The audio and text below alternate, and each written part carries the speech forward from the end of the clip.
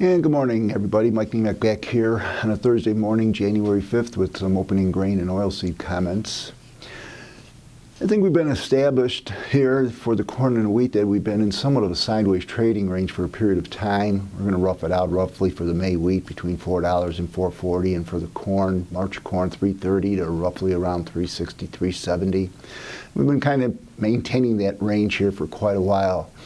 Now it almost seems like that's what's starting to establish in the bean market in here, both sides of $10. We're making new lows in the move across the whole board for the oil seeds. And then yesterday we rebounded with some sharp up moves.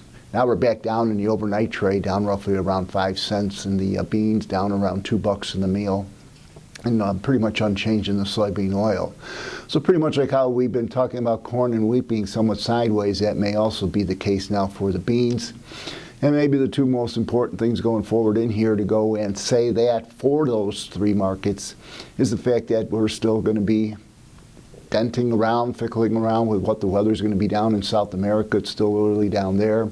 You hear different stories coming on out. It was either too dry in Argentina, now it's too wet, now it's too dry in Brazil. There's floods coming on in, so we're going to continue to play that game back and forth during January and February, so that keeps the market sideways. And then also going forward, a week from today, we'll have the January 12th report from the USDA, which is very important. And so the trade may not want to get ahead of itself too much until more is known about it in conjunction with the weather. So we're going to go with the sideways pattern in here now for the corn, wheat, and soybeans. Not much in the way of other fresh news overnight. The weather right now still seems to be wet for Argentina, so we'll see if the game still wants to be on for that, on breaks in it.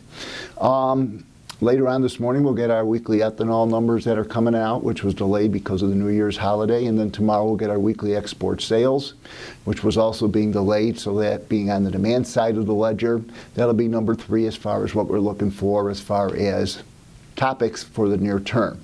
So number 1, South American weather. Number 2, that being demand, and number 3, the USDA report. And there was also some ideas that some of the strength in the marketplace was the start of a new year and the influx of some managed money, ag money coming into the ag space. And the open interest was up sharply on Tuesday with that corn and wheat volume and open interest. So there may be some credence there, although that wasn't the case with yesterday's rally. So all in all, we still have the trade net short the grains, net long the oil seeds on the commitment of traders report.